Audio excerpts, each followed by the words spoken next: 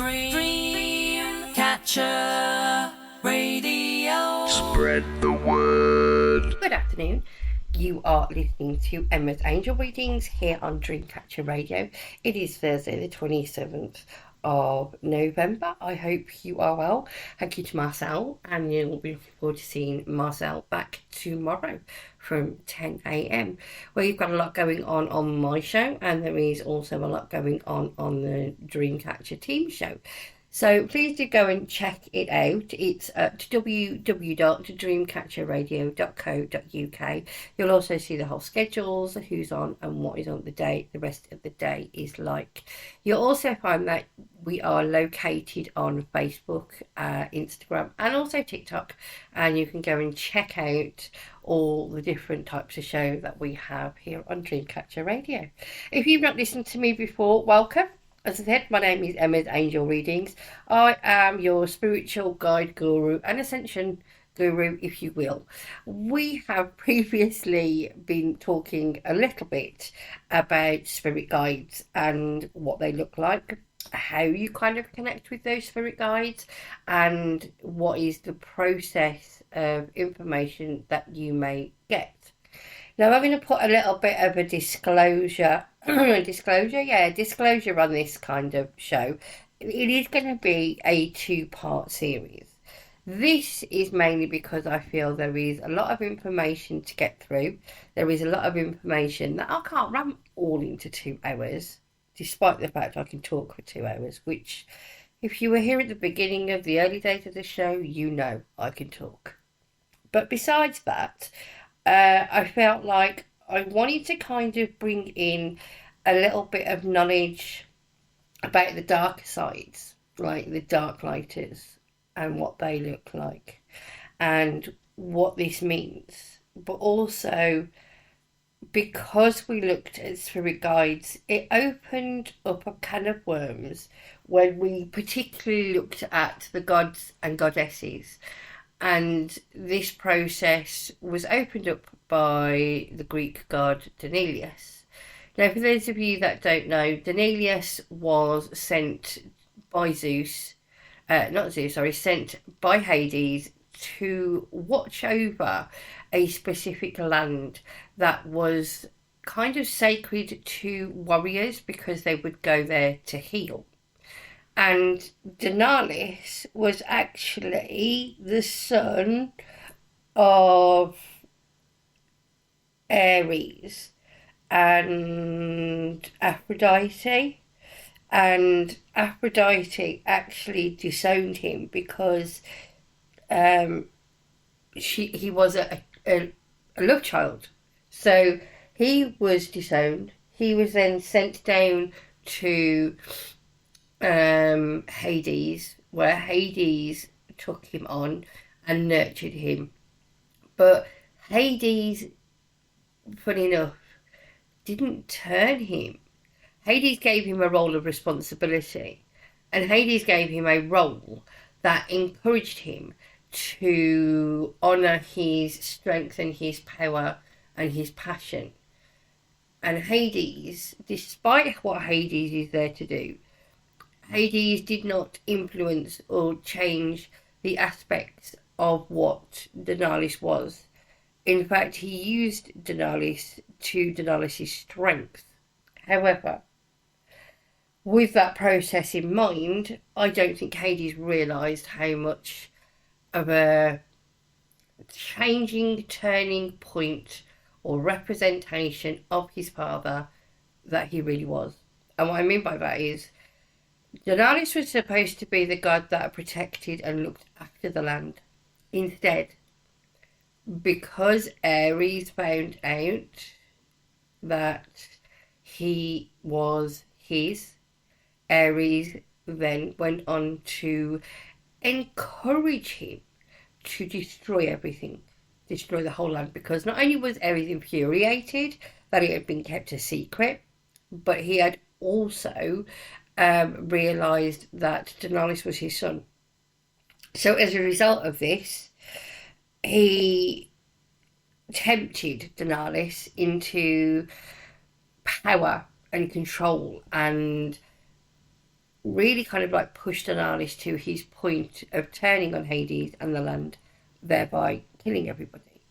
Now, as we know, this is part of his mythology, and it kind of made me go down the whole rabbit hole of, so if Daedalus is seen as a spirit guide, would he be seen as a spirit guide that works with the dark workers rather than a light worker? And then my thoughts went on to the process of, so if anybody didn't realise that I could talk to spirit and mixed in with my own mental health, they would think, the doctors would think I was going insane, right? Which made me dig a little bit deeper into the process of thinking, does that mean that those that have schizophrenia who are pushed to their limit and extend to the fact that they are controlled, are they controlled by the fact that these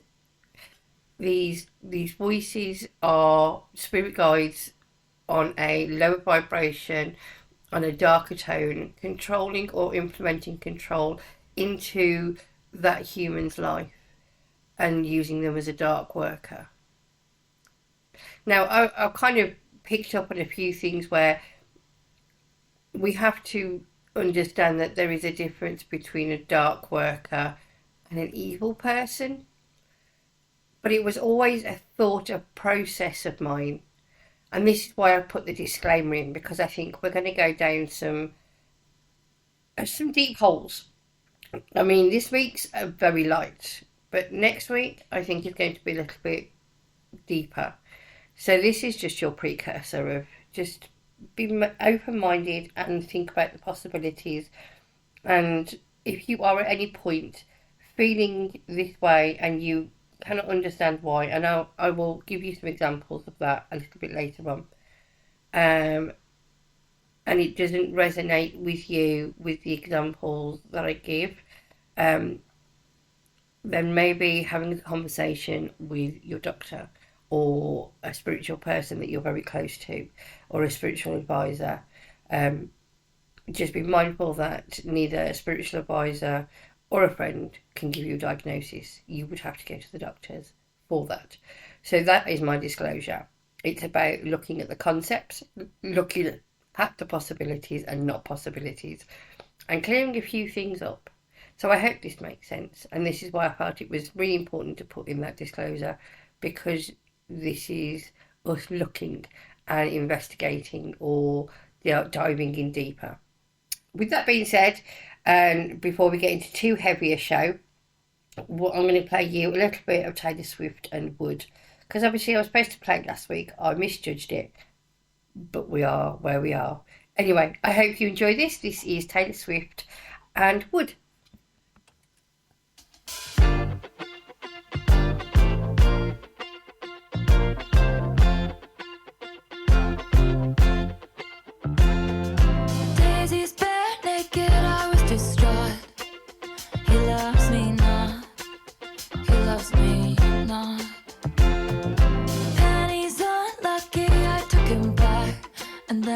Stepped on a crack and the black cat laughed.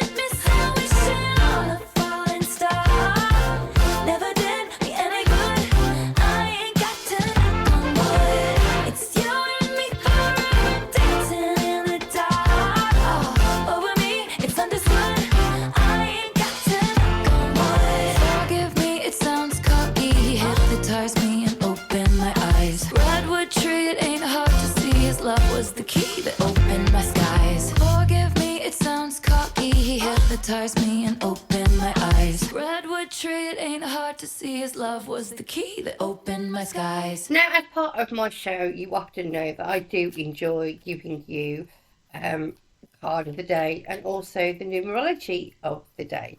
So that is what we are going to do now before we move on to the discussions around dark lighters and white lighters and what they are. Additionally, on top of that, I wanted to let you know that should you wish to book a reading with me, you absolutely can do. You can do that via emailing me here on Dreamcatcher Radio, which is Emma at dreamcatcherradio.co.uk, or you can email me at emma.marriott21@gmail.com. You can always text me, drop me a message. That is 07761 486236. Alternatively, if that isn't convenient for you and you don't want to message me, or I've gone a little bit too quick with telling you how to contact me, you can also contact me on TikTok under Emma Tarot / Angel Readings, or you can message me on Facebook on Emma's Angel Readings, the same with Instagram, LinkedIn, and Lemon8 and Tumble as well. So there is a number of ways. If you do have a look on my page on Facebook, you will find I do have a website that you can go down and have a look at. For now, you also find me at the Crystal Cabin in Walsall, which is at the top end of town, and that is opposite the Red Lion and next door to the old Wilco's. And I'm there on a Monday and a Tuesday from 12 until 5. Sorry, we changed the times. And I'm there on a Monday and a Tuesday. So there seems to be quite a bit going on in regards to cards for the day, or cards for the day. So in particular, it very much feels like that whoever's listening and whoever this resonates with, you've been carrying quite a lot.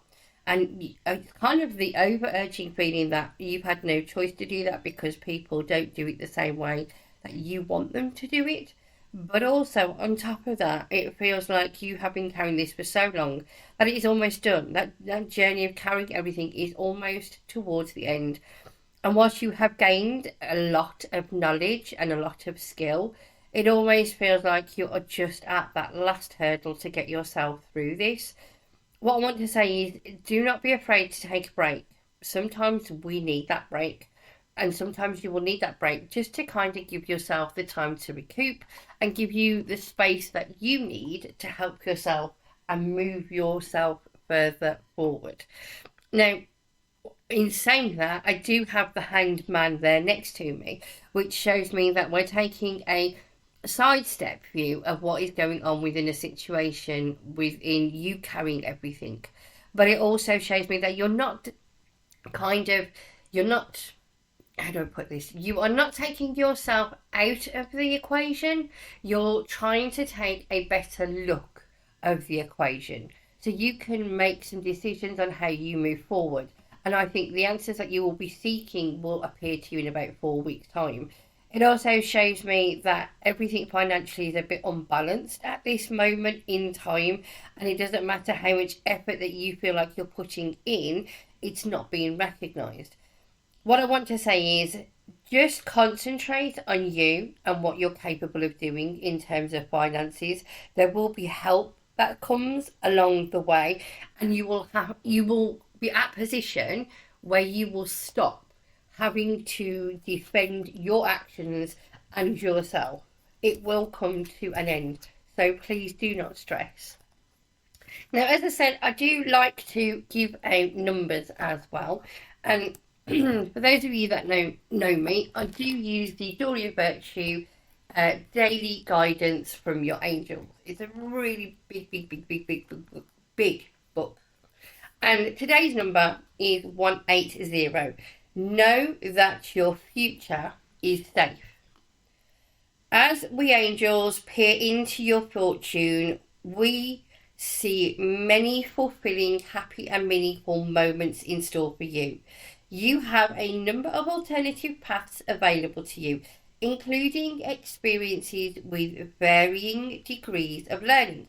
You can guide yourself to the happiest course by staying in constant communication with us, giving us steady permission to assist you with everything.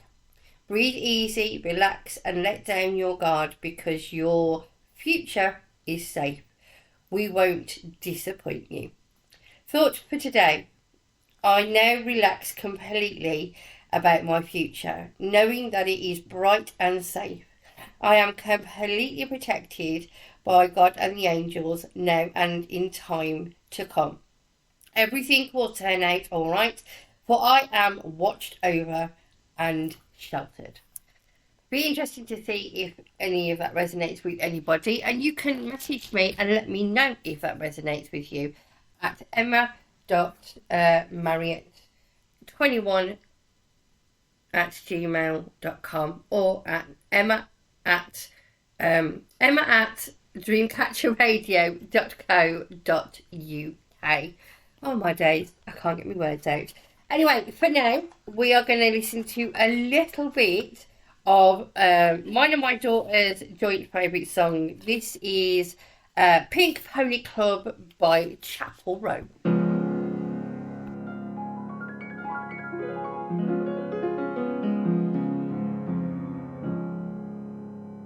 I know you wanted me to stay, but I can't ignore the crazy visions of me in LA.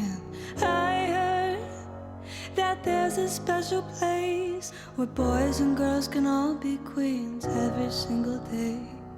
I'm having wicked dreams of leaving Tennessee. If Santa Monica, I swear it's calling me. Won't make my mama proud, it's gonna cause a scene. She sees her baby girl, I know she's gonna scream. God, what have you done? You're a pink pony girl, and you dance at the club. Oh mama, I'm just having fun on the stage in my heels. It's where I belong, down at the Pink Pony Club. I'm gonna keep on dancing at the Pink Pony Club. I'm gonna keep on dancing down in West Hollywood. I'm gonna keep on dancing at the Pink Pony Club. Pink Pony Club. I'm up and dolls are on the floor. Lovers in the bathroom and a line outside the door. Black lights and a mirror disco ball. Every night's another reason why I left it all. I think my wicked dreams are here from Tennessee. Oh, Santa Monica, you've been too good to me. Won't make my mama proud, it's gonna cause a scene. She sees her baby girl, I know she's gonna scream. God, what have you done? You're a pink pony girl, and you dance at the club. Oh mama, I'm just having fun on the stage in my heels. It's where I belong, down at the Pink Pony Club. I'm gonna keep on dancing at the Pink Pony Club. I'm gonna keep on dancing down in West Hollywood. I'm gonna keep on dancing at the Pink Pony Club. Pink Pony Club.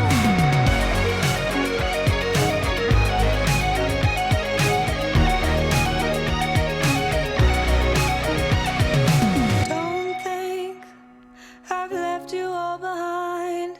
Still love you, and Tennessee are always on my mind. And mama, every Saturday I can hear your southern drawl 1,000 miles away, saying, God, what have you done?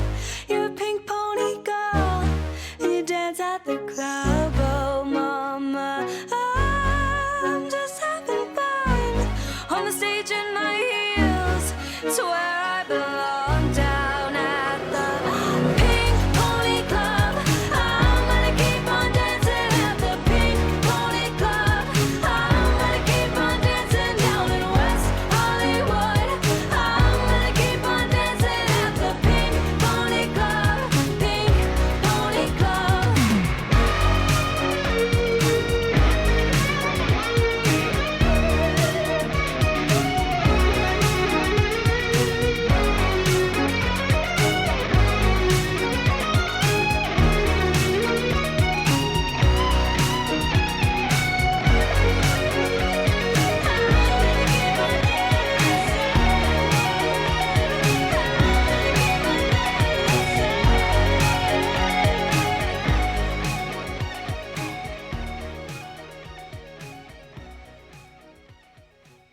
are looking at what a light worker is and kind of what the roles of a light worker looks like. So a light worker is a person who is calling on to help people and uplift the consciousness. They are kind of seen as healers, messengers and guides, but they do have a particular type of light workers. So I've done a bit of research, and I think I've always seen myself as just somebody who gives messages, who is a medium or a psychic, if you will, and I haven't really put myself down into any specific category. And I think what I have found with doing research as part of my show, I give you the knowledge of what I know, and then I go out and I find more knowledge, and I like doing that because I think it enables me to find the dots, cross the T's and, dot the I's and all that kind of stuff. And I think it's very informative, and I like to make sure that I'm informed. That's just the type of person that I am. Whilst I know what I know, but sometimes finding other knowledge is also exceptionally helpful. Now, according to the Abrahas experiments, which you can find online, they describe them as being 12 different types of light workers. The first one is known as a grid worker, and they are the Earth's energetic architects. So they are connected to the plants or the planet's energetic infrastructure. And they're connected to the Earth's ley lines and the invisible pathways of energy that connect the sacred sites and the natural formations. So if you're drawn to a place of natural power or a particular landscape, you could actually be a grid worker. Now, number 2 is that you are seen as somebody who is an astral travel and travels interdimensional planets and explores. These are the souls that navigate between worlds using astral projection and lucid dreaming to kind of obtain insight into the workings of the astral plane. This can occur from profound realizations within the knowledge that they get, and that they can help the growth on a personal level and to the collective as well.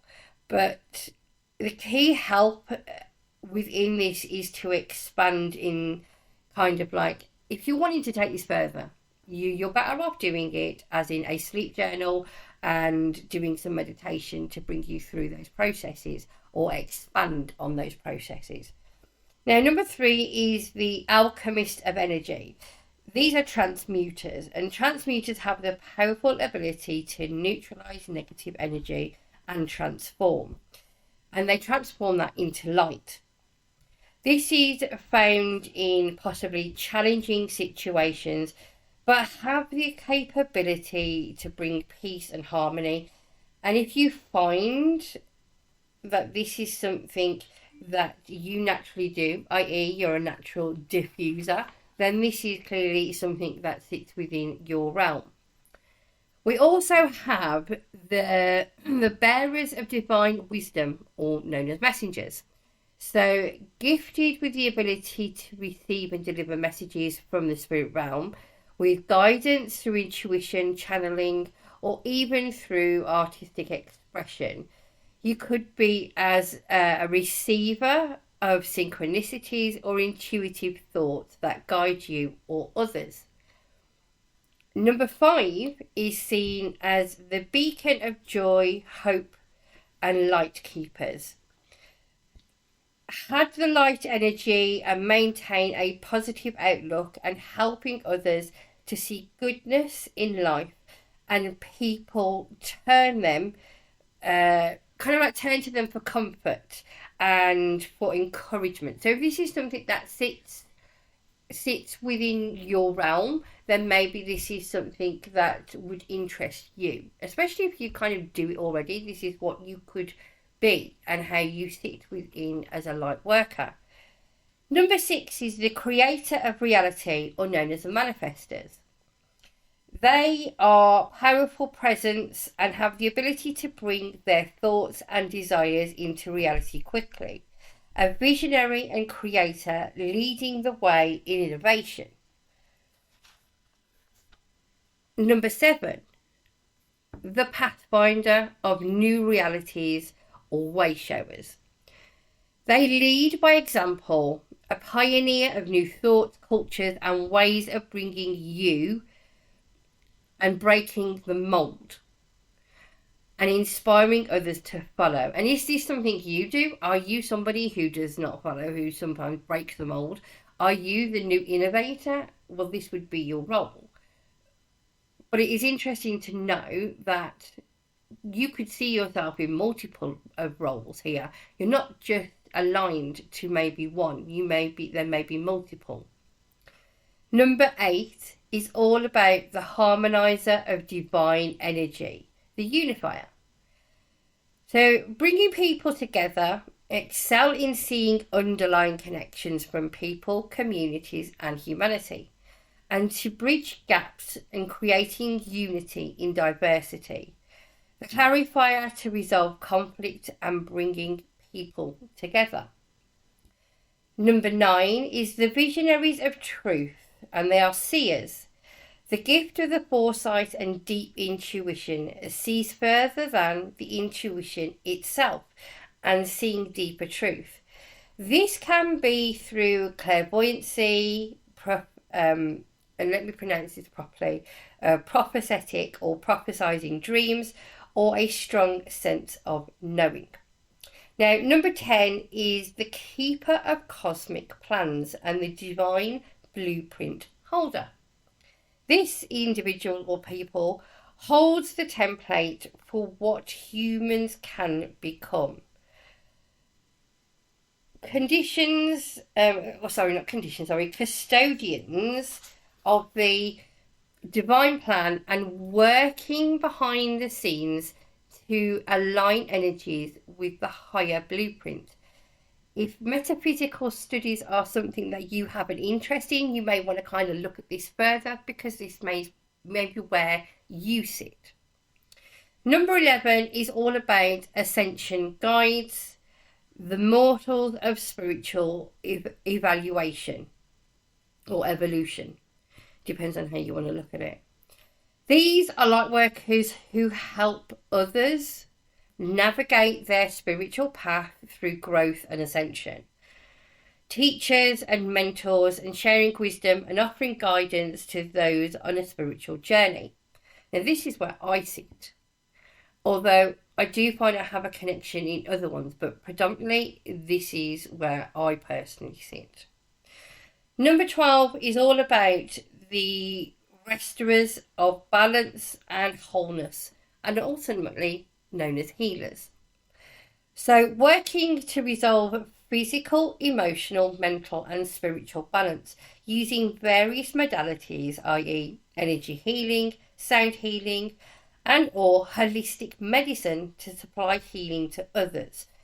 And that could be the same for doing colour therapy or any kind of counselling work, because a healer doesn't always have to be hands-on. And those are the 12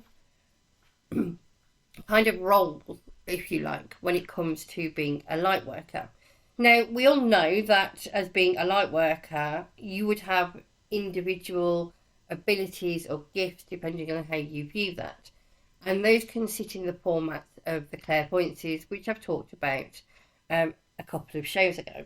And if that's something that you want me to revisit in a bit more detail, then you absolutely let me know. So our next stop after this is going to be looking a little bit about the 20 signs of a light worker and how we stick them and refer them into the roles that I've just spoken about. For now, I'm going to play you a little bit of Lady Gaga and Abracadabra.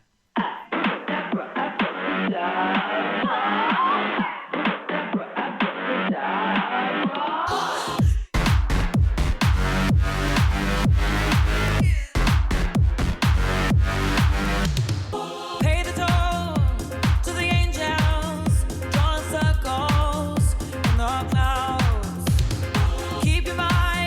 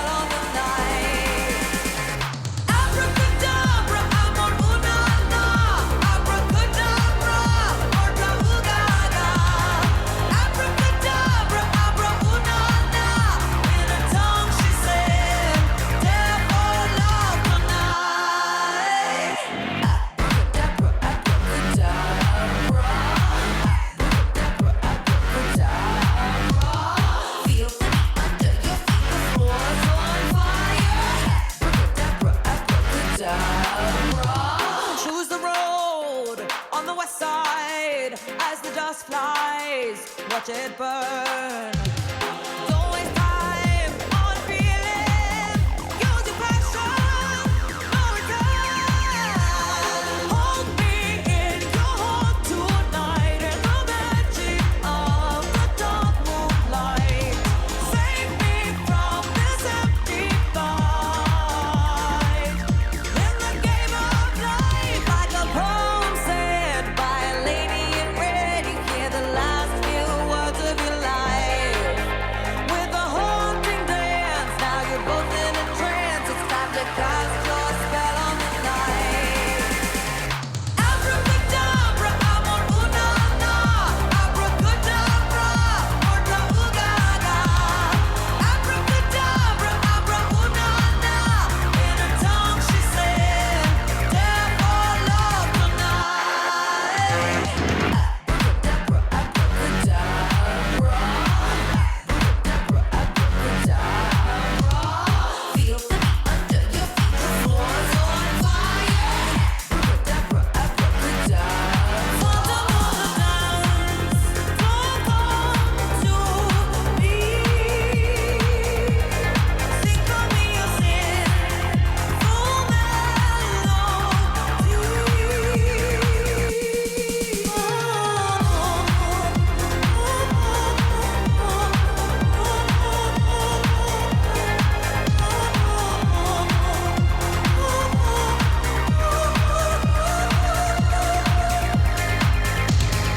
Abracadabra, amor una na. Abracadabra, morta ugaga. Abracadabra, abra una na. In her tongue she said, "Death or love tonight." I'm going to talk you through kind of 20 signs of being a light worker. And I kind of want to sit back and reflect this back to the 12 role signs. And I found it really interesting how there were quite limited amount of info in regards to what those signs are. Now, previously, I've done the signs in terms of, you know, if you're clairvoyant or if you're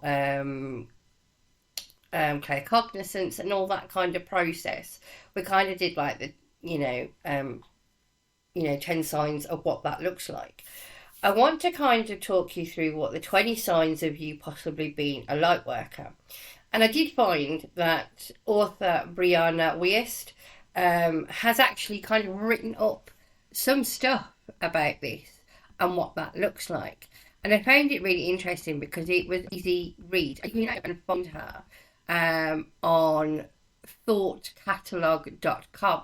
And she kind of gives a whole rundown. And I'm going to read that rundown out for you now. But I'm going to give you a brief. So if you wanted a little bit more detail, she actively does do that. She also gives insight into how to work through that. Now, according to her, a light worker is a special person with almost physical abilities to institute what other people are thinking, feeling, or needing in order to heal. Now, obviously, I've given you a different pretext to that, but it's good to get an overview because I greatly believe that you don't actually learn from any one person. Each person who has the ability and knowledge will actively be able to share through their own experience of what this means to them. But also, think of it as one giant jigsaw puzzle.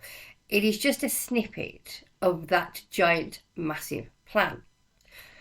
So she kind of goes through that process of identifying the top 20 that she sees. I found a few that says the top 7, but I felt like the more information I can give you, the better. And there's nothing stopping you from doing that research yourself as well. Because just like as a reader, you will find there are people who are drawn to you and there are people who are not. And that's okay because that's part of life. You're not going to enjoy being in everybody's company. So the top 20 is, number 1, you intuitively know that you are alive for a higher purpose. Number 2 is you are highly intuitive and have had an innate wisdom about life since you were very young. Number 3, through you connect with people easily, and it is part of your purpose to help them. Number 4, I was going to say number 3 again. Number 4, your young life sets you up for a series of traumas, challenges, and other difficulties. Number 5, you are constantly on a mission to improve your own life and the lives of those around you. Number 6, though you once may be struggling with certain mental illnesses, you have come to understand that they were adaptations of your circumstances rather than innate problems. Number 7, you are spiritual, but away with the religion. and I will argue that process in a little bit. You are naturally creative, and your healing process often involves some kind of art, writing, or one-on-one healing modality.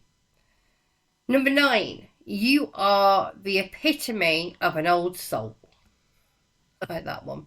Number 10, you have always been unacceptably different from your family, friends, and peers. Oh, I'm on that one.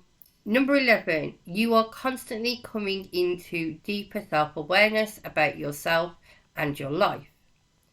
Number 12, you are extremely powerful manifester. Now, you know how I said we're going to link it back to the processes of what that looks like? So this, in terms of being a powerful manifester, will sit within those 12 roles. If you remember me talking about that previously on the last section before our song, I said about the whole people who are complete manifestors, the ones who have the ability to kind of bring and create reality. And that was number 6, the creators of reality and manifestors. So that's where that one sits in, with seeing the signs. Number 13, this strong energy is both a blessing and a curse. Number 14, you are naturally drawn to ancient spiritual texts about energy and ascension. And that could be seen in that ley lines that we discussed earlier and the energetic energy within that. Number 15, you are almost psychic in your ability to initiate what other people are thinking, feeling, or need in order to heal. And this could be part of the ascension guide process as well, and that role. Number 16, you know you are here in this life to dissolve your old karmic patterns and to break into new level of consciousness and awareness. Number 17, your main objective in life is self-growth. You are always focused on how you can better yourself and know that the best years of your life are yet to come. And number 18, you feel a strong connection to nature and believe that this is the closest that we can get to becoming most aligned with Source. Now, you could be sat in being the blueprint here, and how you initiate the energies within that process of being the blueprint holder, knowing how humanity can actually be and what they are capable of doing. So you could be the blueprint holder with this one. Number 19, at one or multiple points in your life, you experience an intense spiritual awakening. Your world view shattered and you were forced to plunge out of all the limited beliefs that were once holding you back. And then finally, number 20. You can sense that you are part of a global effort to raise people's consciousness and are often referred to as a front runner in the spiritual community. So there we go. So that's her list. And there are going to be a few others. I just found hers was quite more profound than some of the others. That's just personal preference. Everybody is going to be different. Now, we are going to look at kind of how and what a dark worker looks like and how that may present. My understanding, it may be different to the values that I'm going to give you because of the research that I found. And that is going to be valuable because it's giving you all the information rather than just it being selected, or selective, I should say. Now, when we look back at the roles that I have discussed and also what she has said, the prominent ones are going to be your ascension guides and also your healers as well, because obviously, you know, number 20 was being the front runner in that spiritual community and knowing how to help people, which is part of not only the ascensions guides but also the balancing and the healers. But actively, you can see this kind of process in a lot of the other roles, which includes the pioneers and leading by example. People innately follow you if you're leading by example and you're leading in a positive way. So this is you being a front runner.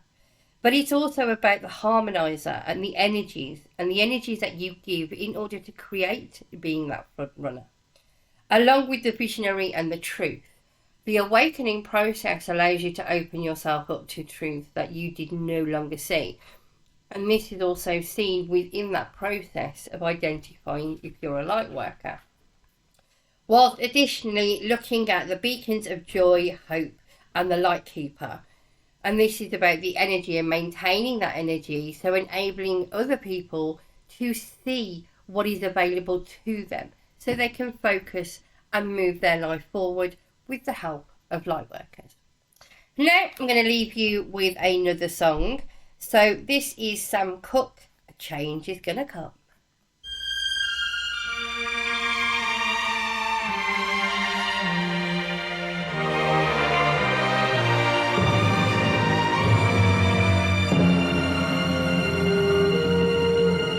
I was born by the river in a little tent. Oh, and just like the river, I've been running ever since. It's been a long time coming, but I know a change gonna come. Oh, yes, it will. It's been too hard living, but I'm afraid to die. 'Cause I don't know what's up there beyond the sky. It's been a long time coming, but I know change gonna come. Oh, yes it will. I go to the movie and I go downtown. Somebody keep telling me don't hang around. It's been a long time coming, but I know a change gonna come. Oh, yes it will. Then I go to my brother and I say, brother, help me please. But he winds up knocking me back down on my knees. Oh, there've been times that I thought I couldn't last for long, but now I think I'm able to carry on. It's been a long time coming, but I know a change gonna come. Oh,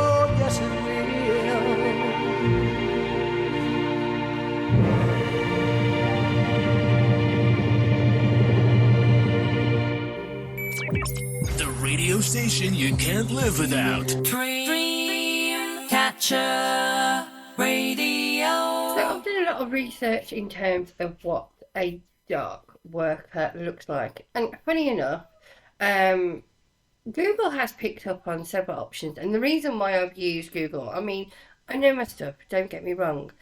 But sometimes it's always good to be able to tap into other knowledge, okay?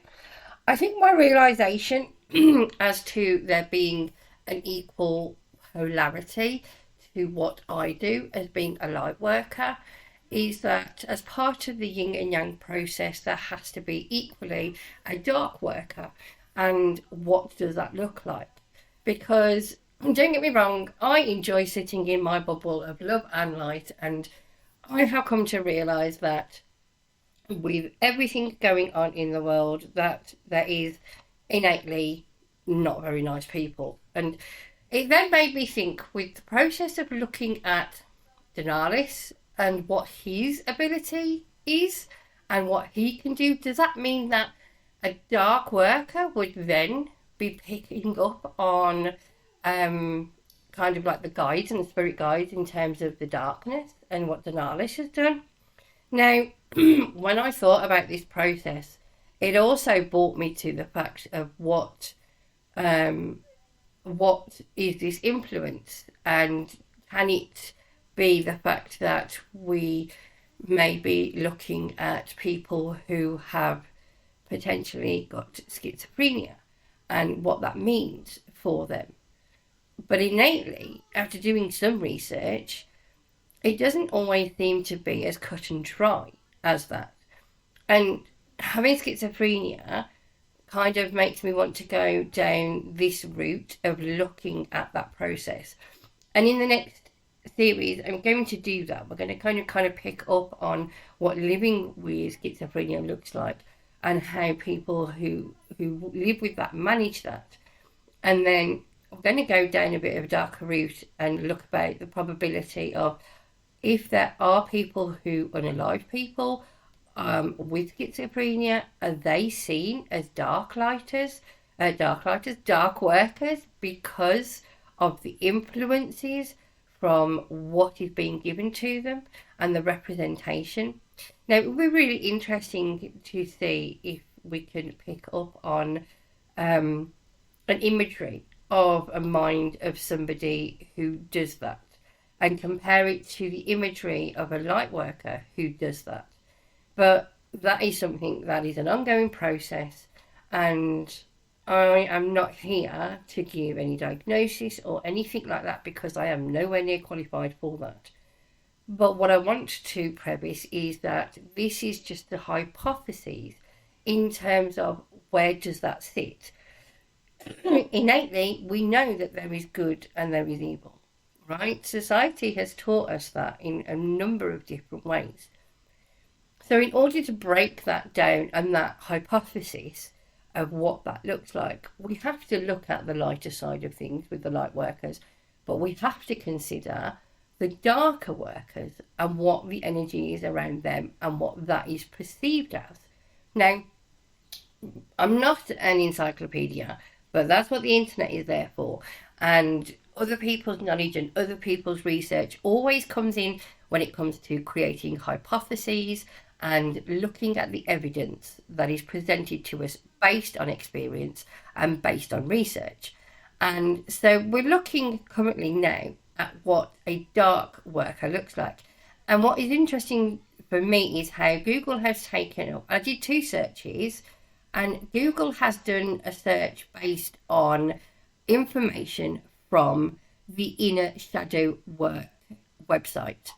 And they've also given me another view of this under what a dark worker looks like from a different context within the same website. And I can read out and give you both quotes, and I think it's really interesting how it's kind of picked up on 2 different ones, even 2 different sections, even though it's from the same website. And how there is, like, how do you put it? Sometimes when you actually ask Google something, it will give its own information, right? It will present it as a little snippet, and sometimes it will then provide you with information thereafter, right? And for those people who pay to have their information put at the top of the search bar list, it will be there and it will come up as a sponsored. So, this is really interesting. Now, Google has suggested that there is 16,900,000 results in regards to what a dark worker looks like on one page. And I've asked the same question, what is a dark worker, on both accounts. I just happened to put dark worker as one word on one section and dark worker as two separate words on another search bar. And when we've looked at the dual word, as in dark worker together, it's come up with around about 21,600 results. And on the two separate words, it's come up with the 16,900,000 results. So there's a dramatic difference in the way that you type in terms of obtaining information. So we're going to look at both of those. Now, a dark worker is an individual who emerges in practices that may seem dark or negative, but they do so with the intention of self-discovery and personal empowerment. Dark workers overlap into deeper, lower frequencies, energies, and may work with death or manipulating emotions to gain insight and wisdom. Unlike light workers who focus on uplifting others and spreading positivity, dark workers embrace the negative aspects of life and see them as an opportunity for growth and understanding. They believe that certain choices, even if they seem selfish, can lead to greater personal and spiritual development. And that is on the 21,000 search, and that is actually based on the shadow work, website, which has been suggested, where they take a clip from. Now, again, they've done the same with the 16 million search and took it from the same website, and they've used it as a separate two-letter word. A dark worker is an individual who engages in practices that tap into darker energies and emotions, often for the greater good. Unlike light workers who focus on positive and uplifting others, dark workers may work with energies, emotions, to gain insight and wisdom. They believe the importance of embracing the negative aspects of life, view them as an opportunity for growth and understanding. Dark workers may also work with a death or manipulate others' emotions to facilitate healing or truth-seeking.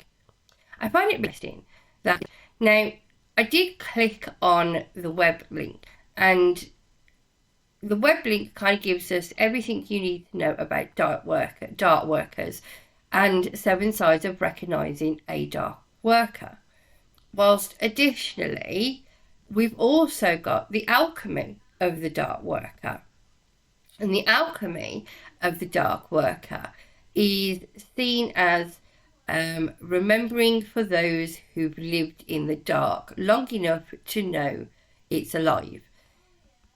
I also think as well, looking through the information that is given on this, it is more about a poem written within the development of being dark. And they obviously bring up the argument of how do you know you're a dark worker? And their comment is, you're likely asked questions no one else around you was asking. You're likely felt things others couldn't name, and you might have been called too much, too emotional, too dramatic, or too intense. Or maybe no one sees you at all. Now, growing up as a child, sometimes, and even in my teen years and working and going into work, that is often how I felt. But does that deem me as being a dark worker? Because I have felt all of those things. And the myths around, and what they call the myths and mirrors of who we walk with. Dark workers often walk in the lineage of the alchemy type, or of the archetype, which actually we picked up on archetypes previously, and who were demonized, discarded, or misunderstood because they carried too much power for the empire to digest, and the empire potentially being government. You might recognize yourself as being a witch who could be intuitive, unruly, a bearer of medicine, in communication with the land and remembering through blood and bones, and refusing to be tamed. And this is obviously seen in kind of parts of the spirit guides that I talked about last week, from Lilith to Hecate. And we've even seen this in Medusa and Medusa's process, as well as to how she dealt with life and the burdens that were placed upon her from Athena. Now, when we look through the processes of how we recognise workers, an evil or dark worker, as we've said, dark workers can work with negative emotions.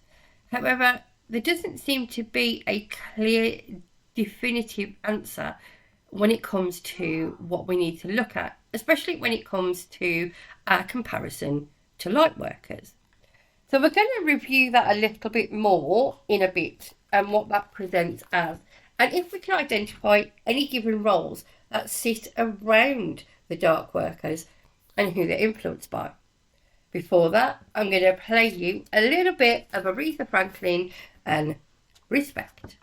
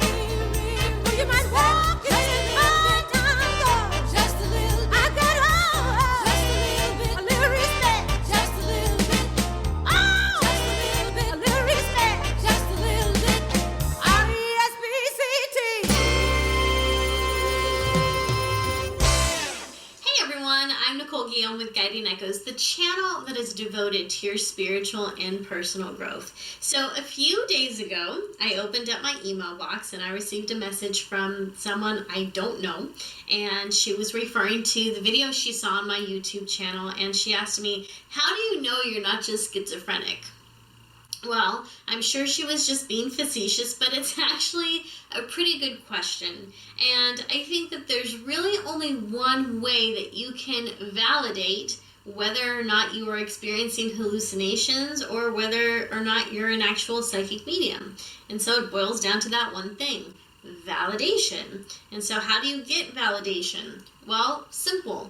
You start reading for other people. So what that means is that when you are speaking to a friend or a coworker, whoever, if they seem fairly open-minded to this sort of thing, and you notice that there's a spirit around them, or you get a sense that there's someone hanging out with them, someone in the spirit world, then you can bring it up to them.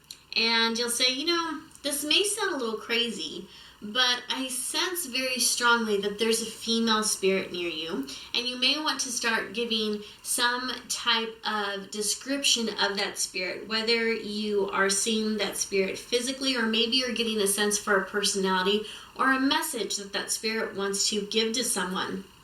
And again, I would exercise caution here, because not everyone is into this whole psychic mediumship thing. You know, some people just think it's a lot of BS. Other people are scared of it. So you should kind of have an idea where someone stands with the spiritual world before you attempt this with them. So exercise caution, know if they're open-minded to this or not, and then open up that dialogue. And if that person is able to validate the sensations that you've been receiving, the information that you've been receiving, then you know that it's most likely you're a psychic medium. And here's the thing, you of course want to try it with more than one person. You know, one person, it could maybe be a fluke, or maybe you're reading their body language, or you know, something else is going on. Maybe you just lucked out. But if you try it with more than one person and you find that you're right more often than not, that's a good sign that you're a psychic medium. Now, if the opposite happens, where you start to get feedback from people and they're saying, you know, I really don't know what you're talking about, or that doesn't make any sense to me, then maybe it's time to talk to a psychologist or a therapist, because this could mean that you're becoming inundated with different thoughts and different voices in your head that are not connected to the spirit world, and there may in fact be some type of chemical imbalance or something else that's happening in your health. The reality is that hallucinations can be a symptom of several different illnesses, not just schizophrenia. So if you're starting to open up to spiritual things and you're hearing voices and no one can validate the information for you, then please go to a doctor, get that checked out, and don't feel as if there's anything wrong with you. And please know there's nothing to be ashamed of. Sometimes people just get sick, and if that happens, if you are hearing voices and they're not being validated, then it's really important that you look after yourself and look after your health, because the last thing you need are voices in your head telling you things that are untrue, messing with your mind and making you doubt yourself. So please, please, please take care of your health, right? Your health comes first. And know that there is no shame if you are schizophrenic or you are experiencing some type of illness that is in fact messing with your cognitive abilities, okay? So I would much rather you be safe and get checked out than for you to be ashamed or embarrassed that the voices you heard didn't pan out, and just keep that to yourself, okay? So anyways, that is my view on that. If you have anything that you'd like to add to this conversation, if you're a psychic medium, or perhaps you're someone who's interested in spiritual things, or maybe you yourself have gone through a season in life where you were hearing voices and you couldn't validate them, and you'd like to offer advice to people who are maybe going through that same thing, please put your comments in the comment section down below.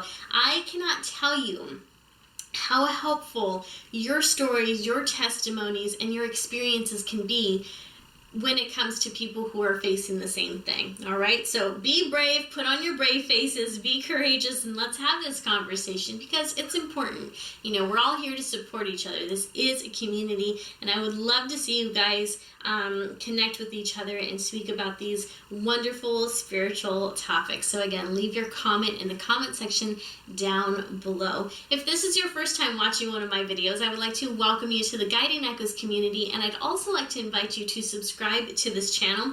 Here on this channel, we love to talk about spiritual topics, specifically consciousness, afterlife, psychic mediumship, and things of that nature. So if that's of interest to you, you've come to the right place. Be sure to hit that subscribe button and also hit that little bell notification so you can be notified when I release new videos in the future. If you'd like to learn more about me or you'd like to order a psychic mediumship reading, please visit my website at guidingechoes.com. Thank you so much for watching, and I'll see you next time.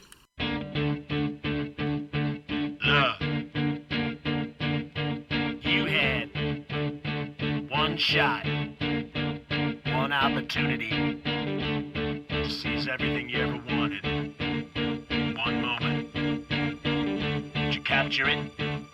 Or just let it slip? Yo.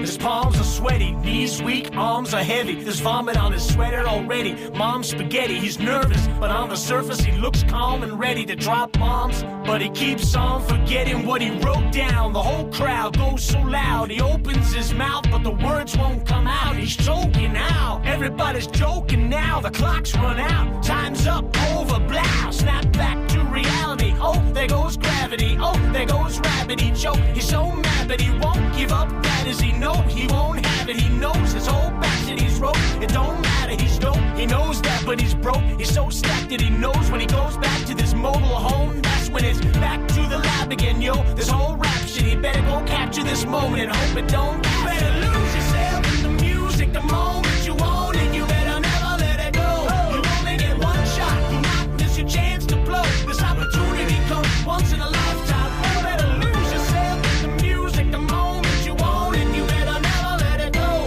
You only get one shot. Do not miss your chance to blow. This opportunity comes once in a lifetime. You better. Souls escaping through this hole that it's gaping. This world is mine for the taking. Make me king as we move toward a new world order. A normal life is boring, but a superstardom's close to postmortem. It only grows harder, only grows harder. He blows us all over. These holes is all on him. Coast to coast shows, he's known as the globetrotter. Lonely roads, God only knows. He's grown farther from home, he's no father. He goes home, he barely knows his own daughter. But hold your nose, cause here goes the cold water. His holes don't want him no more, he's cold product. They moved on to the next schmo who flows, he nose dove and sold nada. And so the soap opera is told and unfolds. I suppose it's old, partner, but the beat goes on. Da-da-da-da-da. You better lose yourself in the music the moment you own it. You better never let it go. You only get one shot. Do not miss your chance to blow. This opportunity comes once in a lifetime. You better lose yourself in the music the moment you own it. You better never let it go. You only get one shot. Do not miss your chance to blow. This opportunity comes once in a lifetime. You better. No more games, I'ma change what you call rage. Tear this motherfucking roof off like Two Dogs Cage. I was playing in the beginning, the mood all changed. I've been chewed up and spit out and booed off stage. But I kept rhyming and stepped right in the next cipher. Best believe somebody's paying the Pied Piper. All the pain inside amplified by the fact that I can't get by with my 9 to 5. And I can't provide the right type of life for my family. Cause man, these goddamn food stamps don't buy diapers. And it is no movie, there's no Mackay Pfeiffer. This is my life and these times are so hard. And it's getting even harder trying to feed and water my seed. Plus, see dishonor caught up between being a father and a prima donna. Baby mama drama screaming on and too much for me to wanna stay in one spot. Another jam or not has gotten me to the point I'm like a snail. I've got to formulate a plot before I end up in jail or shot. Success is my only motherfucking option. Failure's not. Mom, I love you, but this trail has got to go. I cannot grow old and sail and slide. So here I go, it's my shot. Feet fail me not, cause maybe the only opportunity that I got. You better lose yourself in the music the moment you own it. You better never let it go. You only get one shot. Do not miss your chance to blow. This opportunity comes once in a lifetime. You better lose yourself in the music the moment you own it. You better never let it go. You only get one shot. Do not miss your chance to blow. This opportunity comes once in a lifetime. You better. You can do anything you set your mind to, man.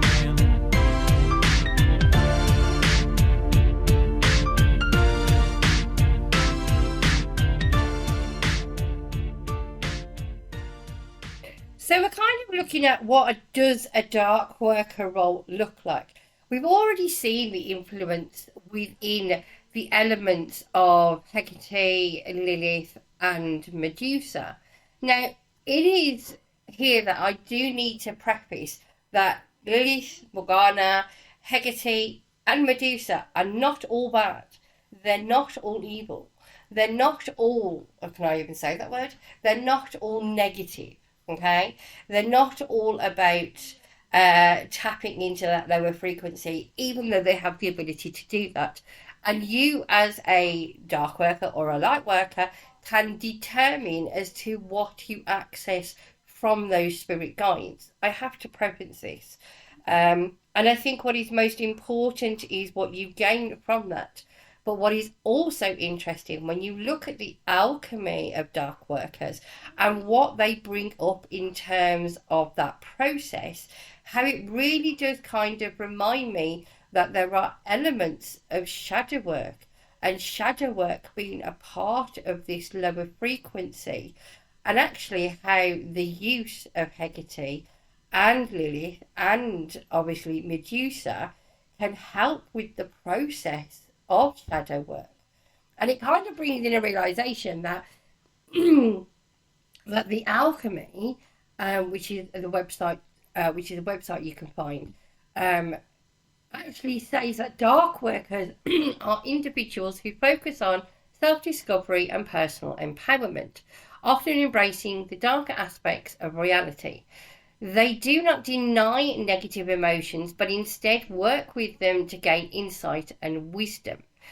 Dark workers may tap into deeper, lower frequency energies and can work with death or negative entities to achieve their goals.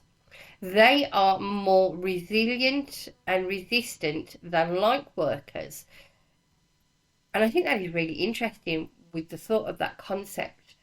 But when you think about what a light worker ends up going through, does that mean that they equally have been pulled into a lower frequency to deal with that emotion and deal with that historic trauma in order to bring them back themselves through into the light, right?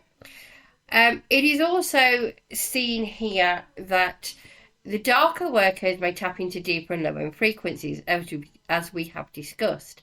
They are more resistant than light workers and recognise that certain choices may not be beneficial but are part of the greater good. Dark workers often feel a deep connection to their emotions and the world around them, allowing them to navigate complexities and challenges that light workers may not be equipped to handle. I find that really interesting because some of the quotations on being a light worker is having to go through trauma, and trauma can take many, many different forms. So does that then mean, as somebody who is experiencing or has experienced or is going through healing the experience of trauma, now been reverted into a dark worker? But your concepts could still be that you want to help humanity. Your concepts are that you still want to be back in with nature, and that your emotional or negativities towards that trauma have brought you down equally to a lower vibration. But as a dark worker, do we not need to enable light to come in to see that process? It is a thought process that equips us to question what the actual concept of a dark worker means, because as a human being we balance everything, and we innately, as part of the shadow side of us, may have issues that we tend to keep to ourselves, or concerns that we keep to ourselves, because as a society the wider view is deemed as not being responsible or not being acceptable, right, by those that surround us. So it is a question that is worth asking, especially when you're going through your own trauma and your trauma bonds and your trauma transformations and coming out the other side. And what does that mean for you? Now, I did also look at a few other things next week as part of series 2, because I still want to inform the practice of, are we looking at somebody as a dark worker? Are they innately a dark worker because they work with real negative energies, and the negative energies that tap into them are from Denalis or from other aspects like Lilith or Medusa? However, as I've said before, there are alternatives with Medusa, Lilith and Hecate where they are not all bad. So does that pose the question that we can be a light worker and a dark worker at the same time? Because we are now bringing in a yin and yang balance. The earth is balanced by yin and yang, and so is life in general. There are going to be ups and there are going to be downs. And there is a quote that I heard the other day. Yeah, I was watching Criminal Minds, and it was a really like, that's posed a thought by Thomas Equestrius. His quote is, "Good can exist without evil, where evil cannot exist without good." I find that really interesting, because does that pose the question that if we were all good, yang would be prominent and yin would be out the window, or vice versa? See, now, as I discuss this whole process, and for those of you that know, who have connections or are going through that process, and I brought up the topic of listening to what is around you, innately as I'm discussing this whole process, my ears are ringing, and I don't suffer with tinnitus. And this is kind of a sign of spirit trying to connect and communicate with you on an angelic nature. And maybe that is something I will talk a little bit more in depth in the coming weeks. But I also wanted to pick up on the recognised signs of a dark worker. Now, I have tapped into, I believe it is the shadow worker, the inner shadow work, and they have depicted that there are clear 7 signs to a dark worker. Number 1 being, a dark worker may use bones and animal remains, black candles, hot spices, body fluids, etc. Using any of these objects does not mean you are using this for harm, but these objects would fall under the work with dark energy. Number 2, dark workers may seem to have more of an ego than light workers because they are working with more dense energies. Light workers may seem less self-focused and always focusing on light and unconditional love. However, I question the fact that would a light worker not be sitting in the process of knowing that there are traumas and experiences that are challenging us as light workers that innately would remove the unconditional love or focus of light because of said trauma? And it's very complex. The sign number 3 is that darkers will acknowledge and speak on the negativity in the world around them more than light workers. They may also speak on the negative aspects they see in others more frequently. Number 4 is that dark workers may show you darker emotions than light workers and will also express the deepest and darkest thoughts more readily. Sign number 5 is dark workers may have a career in therapy because they find benefit in analysing trauma. They may also be doctors, hypnotherapists, police officers, poets, etc. All of these jobs deal with darker aspects of humanity, but with the intent to be good. Now, does this raise the question that we are picking up here on the fact that there is an intent to do good? So we don't always sit in that dark work realm. And is this just a prefix for the fact that we are looking at our shadow side in order to gain clarity to help us grow, which innately means that we would be good and not a dark worker but a light worker? Sign number 6 is that someone who is a dark worker but also has a negative intent, may show signs of being manipulative towards others. Now, from experience, and those who have been experiencing or experienced or had experience of narcissistic behaviour, we know what that looks like and how that has influenced us and how it has maybe created trauma. Now, would a light worker be a narcissist? Because that is self-reflective. And sign number 7 is that evil dark workers may also hate animals and children and eat very poor diets and have addictions or obsessions. Now that's a really high claim, because there is inevitably needs to be more evidence to support that kind of a statement, and as such there isn't. But this is a question that is open to interpretation, and we need to be able to source more evidence within that. And funny enough, there is an experience that I understand that when certain people are going through a pathological process of being evil, as per se, there is a triangle. There's a triangle between harming animals to setting fires and then innately unaliving people. There is a triangular effect that goes on, and there is a study about that, which is something that I can pick up on later on if you're interested. In the meantime, I'm going to let you listen to a little bit of, I was going to say Alicia Keys. However, I think we're not having enough time to do that.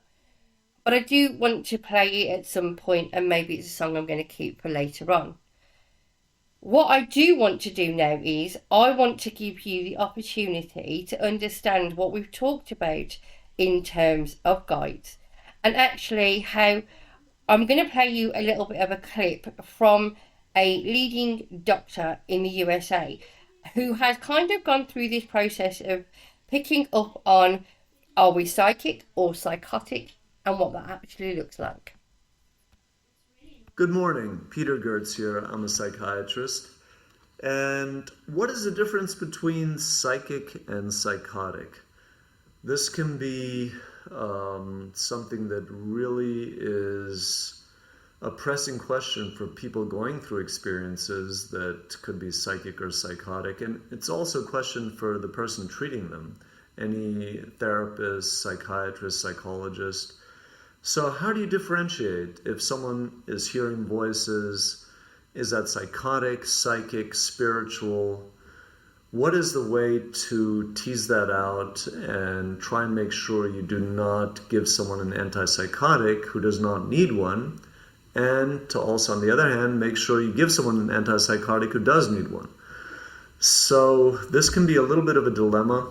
That is where the DSM-5 is actually very good. Any DSM was good in that respect. In that in order to have any kind of mental illness, you need, basically any mental illness, you need impairment in functioning. So social, occupational, other important areas of functioning. So that's something that can be very helpful to remind ourselves of. If someone does not have impairment in functioning, they don't have mental illness in general. So if someone is hearing voices every day, but they're the CEO of a company, they're doing well physically, they have a good family, they're enjoying their social life, there's no mental illness. So the symptom or what someone's experiencing really has to be seen in the context of their lives.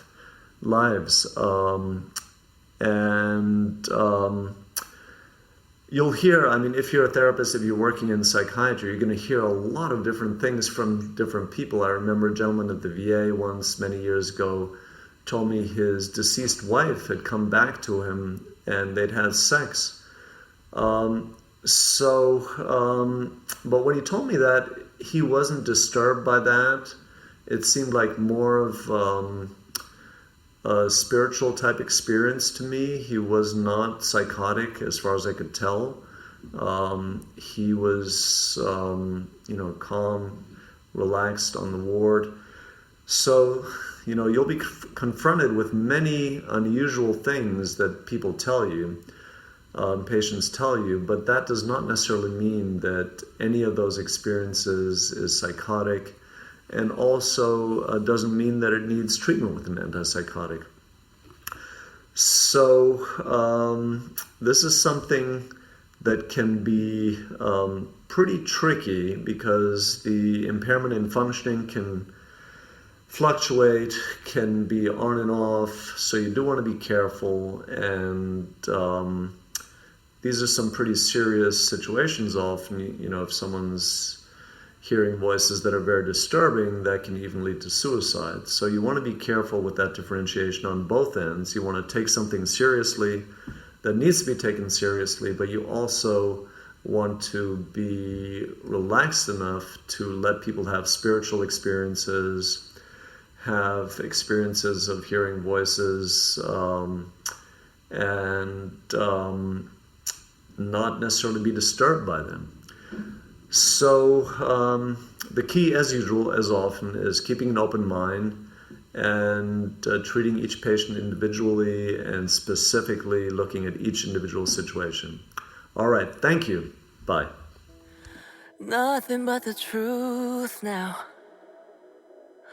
Nothing but the proof of what I am. The worst of what I came from. Patterns I'm ashamed of. Things that even I don't understand. I try to fix it. I try to fight it. My head was twisted. My heart divided. My lies all collided. I don't know why I didn't trust you to be on my side. I broke into a million pieces and I can't go back. But now I'm seeing all the beauty in the broken glass. The scars are part of me, darkness and harmony. My voice without the lies, this is what it sounds like. Why did I cover up the color stuck inside my head? I should've let the jagged edges meet the light instead. Show me what's underneath, I'll find your harmony. The song we couldn't write, this is what it sounds like.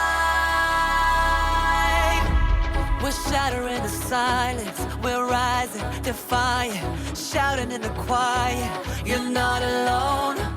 We listen to the demons, we let them get between us. But none of us are out here on our own. So we were cowards, so we were liars, so we're not heroes. We're still survivors, the dreamers, the fighters. No lying, I'm tired, but dive in the fire and I'll be right here by your side.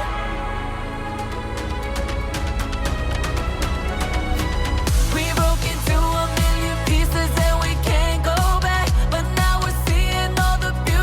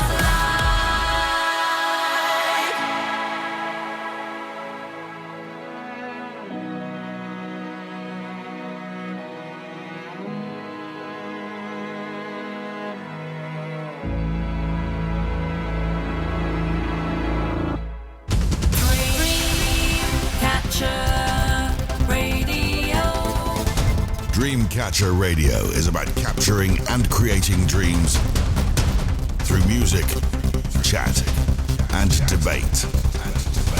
Empowering expression, enriching society. A go-to place for unsigned musical talent. A radio station which listens to its audience. Free speech, vibrant, engaging. Stream worldwide 24/7. Events, competitions, promotions. Always keen to have a listening ear. Contact us. hello@dreamcatcherradio.com. Dreamcatcher Radio. So we've looked at a number of different aspects, a number of different things when it comes to dark workers and light workers, all of which are different and can be, how do I put the term, questionable in terms of the information that has been given. However, there is some also really interesting information. What I did want to do is I wanted to share this concept of what scientifically it looks like when your brain is being scanned. And I think if for those of you who know me, I've talked about this before, and I just kind of wanted to give you a little bit of an insight, because for those of you that may not follow her, the Long Island medium actually went and had this done. And I found it really curious when watching what happened from the process of them giving her a person to read. Now, for all we know, the person that she's reading could be somebody who she knows, right? But we have to believe that they are doing this psychological and scientific test as ethically as they possibly can, right? Because otherwise it then denotes everything that we all do. And she's a really big popular TV personality, and we want to ensure that everybody gets a rounded picture. So I'm going to play you a little clip now where we get the results of the Long Island medium's experiment about her brain scan when she's out actually giving out a reading and what this looks like. You've also got a doctor there who is world renowned for examining brain scans and able to identify patterns and behaviours within the brain and what to look out for as well. So have a little bit of a listen. Now, if you feel like you want to have a say on the matter, or you feel like you have questions around this, or anything that I have commented on today in regards to light and dark workers, you can contact me at Emma's Angel Readings on TikTok. I have to think about this one. TikTok, Instagram, Facebook, LinkedIn, or Lemonade. Or you can ultimately message me here at Dreamcatcher Radio at emma@dreamcatcherradio.co.uk, and I'll see if I'll be able to answer any of your questions. For now, enjoy and let me know your thoughts. So today, I'm at Dr. Amon's office, and he just recorded my brain while I was reading someone. Hopefully, I'll actually get some scientific proof that my brain doesn't work like everyone else's. All right, so this is going to be the interesting one. Uh-oh, the big reveal. Watch, there's nothing there. Did anything happen? So let me explain this to you. Okay. This is how fast or slow your brain works. Okay. The little bit of yellow Right. is high activity. Okay. And blue is low activity. Okay. When you're channeling, your brain's just a little bit sleepier. People meditate to get that. And you're obviously in a different state. So yeah. You're really tuned into something. I'm Dr. Daniel Amen. I'm a brain imaging expert, and I'm the founder of Amen Clinics. The big thing we discovered is when she's channeling, energy in her brain drops, which means her own thoughts are sort of tuning out so she can tune in to the spiritual world. So there is a definite difference in my brain when I'm channeling. Completely different. Your brain is obviously doing something special. Thank you. My brain just works differently. And you know what? I'm okay with that. What I really loved was how healing it was for Yes. Kate. You helped her get to a better place. Right. And that's powerful. And that's why I do what I do. I honestly don't think it's going to change a thing. I mean, because the skeptics are still going to be skeptical. Thank you so much. Hope to see you soon. And at the end of the day, I'm still going to talk to dead people. Now I got to do something with this hair. Oh, God.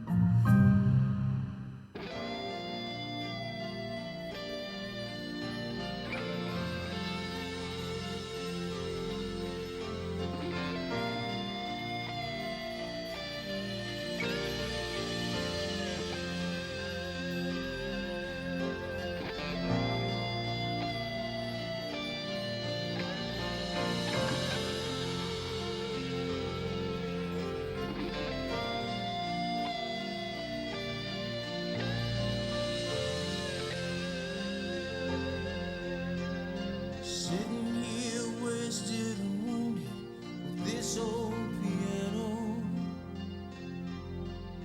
trying hard to capture the moment. This morning I don't know, 'cause a bottle of vodka still lodged in my head, and some blonde gave me nightmares. Think that she's still in my bed as I dream about movies they won't make of me when I'm dead. With an ironclad fist, I wake up and French kiss the morning, while some marching band keeps its own beat in my head while we're talking about all of the things that I long to believe about love, the truth, what you mean to me, and the truth is, baby, you're all that I need. I wanna lay you down in a bed of roses. Oh, tonight I sleep on a bed of nails. Oh, I wanna be just as close as the Holy Ghost is, and lay you down on a bed of roses. Well, I'm so far away, step that I take's on my way home. King's ransom and dimes I give each night to see through this payphone. Still I run out of time, or it's hard to get through to the pearl and the wire. Flies me back to you, I just close my eyes. Whisper, baby, our love is true. I wanna lay you down in a bed of roses. For tonight I sleep on a bed of nails. Oh, I wanna be just as close as the Holy Ghost is, and lay you down on a bed of roses. Well, this hotel bar's hangover whiskey's gonna try to fall, keep us wigs cooking, and she's giving me the eye. Well, I might have said yeah, but I laughed so hard I think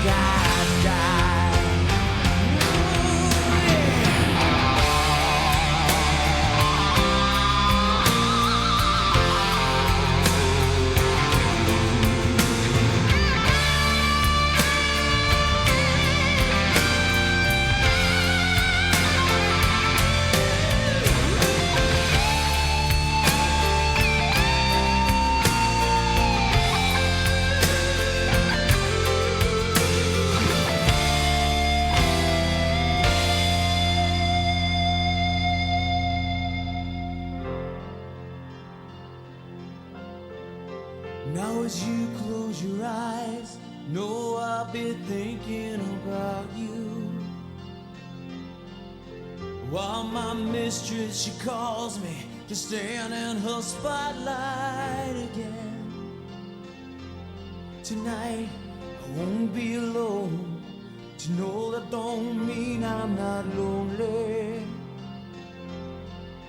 I got nothing to prove, for it's you that I died to defend.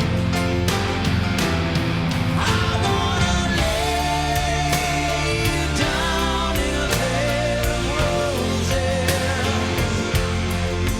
For a night I sleep on a bed of nails. Oh, I wanna be just as close as your Holy Ghost is. Lay you down.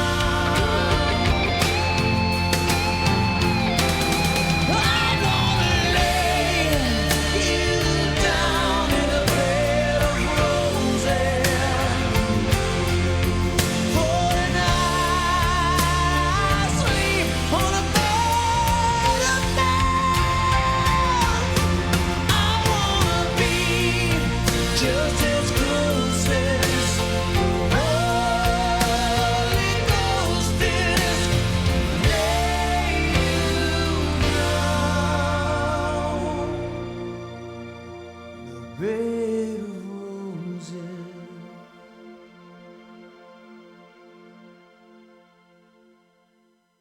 Welcome back. So, let me know, what did you think? Do you feel connected? Do you understand?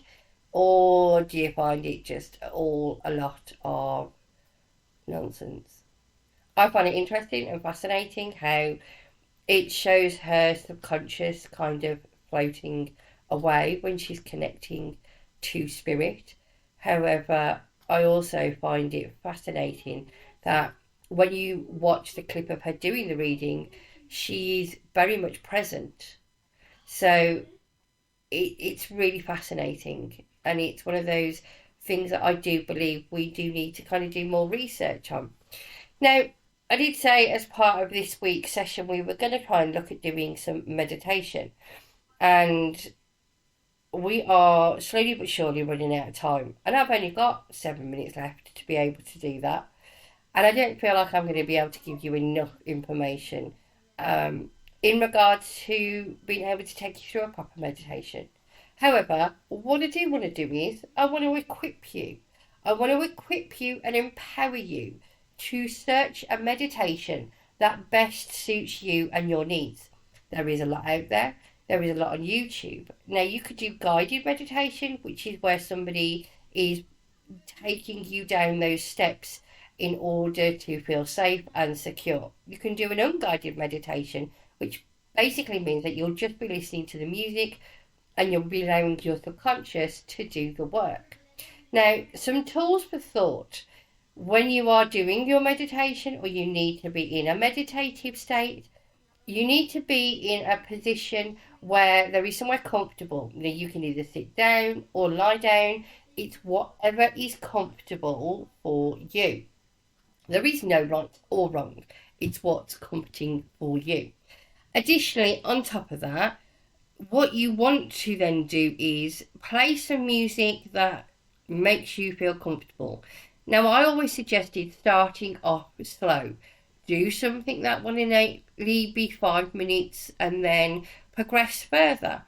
There are some people who can sit for a couple of hours, which amazes me, because I sometimes feel like I am itching to remove myself, because not because I feel uncomfortable, but because I am somebody who just cannot sit still long enough sometimes. And I do find that if I am going to meditate, I have to do it in a space where it is chilled, it is quiet, there is no pressure. Additionally, you can't do meditation while you're driving.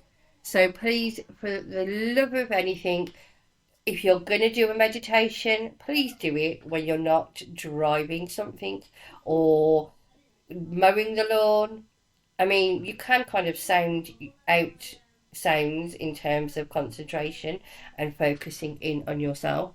However, it is really important to know that you cannot be in charge of any kind of machinery when you're doing meditation. That's just a given and a disclosure for those of you who are listening. Now, when you're starting with this process of meditation, again, making sure that you're comfortable, making sure that you potentially have some water around for you to drink, either before or after, or both. But additionally, you may want to make sure that the room smells nice, that you have maybe incense burning, that you have that music going that helps you connect, and that you're not feeling agitated. Now, if you're feeling agitated, I may suggest probably going having a bath beforehand. Let's relax you rather than a shower, because a shower kind of brings everything back to life, where the bath relaxes you. I would also potentially suggest allowing yourself some time and space not to do anything drastic or dramatic after the effect of having a meditation. The idea of this is so you can sink in the information that's being given to you. But additionally, on top of that, it's so you can then process what's being given to you in a space where you don't forget it. I also suggest that you allow yourself to have a couple of days to kind of process that information before doing another one. And if you do have a notebook to hand, maybe writing down your meditation afterwards will help you in order to process what's being given. Now, you will need to create a safe space for you when you go through into your meditation. A safe space is somewhere that you feel comfortable, and this can be sitting in the forest, it can be sitting in a massive field with lots of flowers, or by a running water, or it could be at the beach. It's whatever you feel comfortable with. But as part of this process, you need to make sure that you are grounded. And what do I mean by grounded? It is being connected to the present to enable you to feel comfortable to come out of that meditation. There are several meditations that are sleep meditations, which means that innately you will go right off to sleep. And that can be played and helped as well in terms of meditation. It's not all about spending 5 or 10 minutes just doing a meditation and then going off to work. There is the process, if you are struggling with sleep, that might be something useful. I always suggest with the grounding is that if you're here, is you imagine your feet have got roots and they are making their way through the ground all the way through to the centre of the earth, and that you're using the light that is given to you from the centre of the earth and using it and pushing it all the way up through your body. Now, it is each to their own. Some people may not feel comfortable with that, and if you're not, go get a wooden spoon. A wooden spoon connecting you to earth because it came from Mother Nature. If you feel that you cannot do that, then make sure you're feeling comfortable within the space and search for a guided meditation that best suits your needs. For now, this is me, Emma's Angel Readings. We will be back next week with a little bit more about light workers and dark workers. For now, I'm going to leave you with Feel Good by Gorillaz, and I look forward to seeing you again next week. Take care. Bye.